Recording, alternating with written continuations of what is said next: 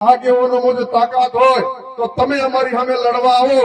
પોલીસને પોલીસનું કામ કરવા દો। ચૂંટણીઓમાં ભાજપ કોંગ્રેસ જયારે લડતી હોય અને જયારે અન્યાય થતો હોય ત્યારે પોલીસને ના મૂકો તો તમને ખબર પડે તમારી તાકાત બદલે। અમારો કોંગ્રેસનો એક કાર્યકર હોય અને તમારા ભાજપના 1000 હોય ને તો મોરે મોરો દઈ દેવા કોંગ્રેસ તૈયાર છે, પરંતુ તમે અમારી સામે પોલીસને મૂકો છો।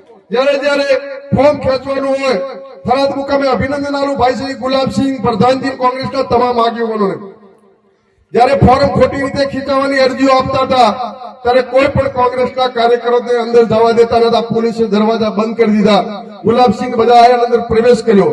ત્યારે પણ કહું છું પોલીસને કે મહેરબાની કરીને ગુજરાતમાં જો કાયદો અને વ્યવસ્થા તમે જાળવતા હો, માત્ર કાયદો વ્યવસ્થા જાળવવાનું કામ કરો।